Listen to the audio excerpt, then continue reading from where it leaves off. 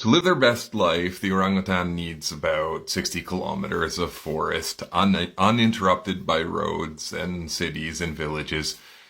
And in the Metro Toronto Zoo, they have a fairly large enclosure, but the males obviously cannot do what they would like to do in the wild. Anyway, these amazing creatures are right now in the Metro Toronto Zoo in Canada, and it may be one of the safest places for them to be. Now, the habitat is sponsored by RSPO, the Roundtable on Sustainable Palm Oil. There's also an accompanying campaign around the entire city to encourage people to use sustainable palm oil. But in fact, RSPO and these other certificates may actually play a role in making the habitat of the orangutan less habitable for them and even for human beings. So these certifications and so-called sustainable palm oil are also a reason why the zoo is where they are at and is where they are safest for the time being. So according to Lee and Samedi from their book, The Plantation Zone, the Roundtable on Sustainable Palm Oil was created in 2004. It is an industry-driven response to criticism and adverse media coverage over forest loss. Well, these fires didn't just start happening in 2015 and 2019, which is when the media became aware of them. They actually began in 1997, according to my friend Cinta from Ranuelum Foundation in Central Kalimantan in her video, When Women Fight. The fires have been burning for over 20 years. Child labor has been used.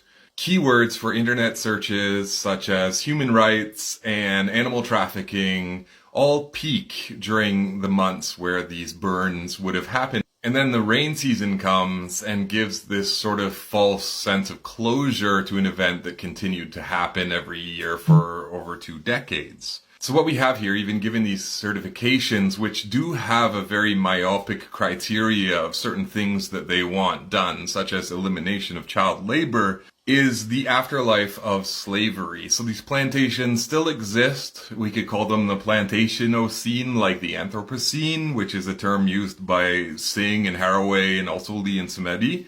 But what these certifications are basically saying is these plantations were created with child labor and all of the wildlife in them were either burned to death or trafficked to other countries. And these plantations exist so it is sustainable to continue using them and completely washing over all of the crimes against people and against the environment that went into creating them. Another quote from an amazing article, The Palm Oil Fiefdom by the Gecko Project from Mungabe. After 2 decades of land rights abuses and plantation-driven deforestation, the proposal is that all palm oil from the district will be declared sustainable.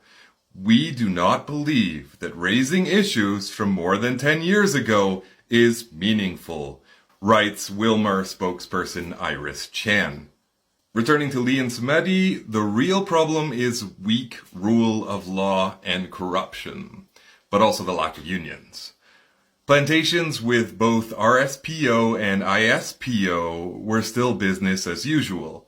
10,000 hectares of orangutan habit and high carbon forest were eradicated, but these certifications still somehow apply. By creating a distinction between good and bad corporations and holding out the possibility that bad corporations can become good, initiatives like RSPO, ISPO, and NDPE set questions about the necessity for corporate presence aside. Child labor is bad, but adult labor can be employed with no exploitation. Cutting high conservation value or high carbon forest is bad, but bulldozing villages, rubber trees, and replacing their mixed farms with monocropped palm can be certified sustainable. Harms are not eliminated, but they are repositioned outside of the arena of debate. And it all happens under the guise of denial of denial.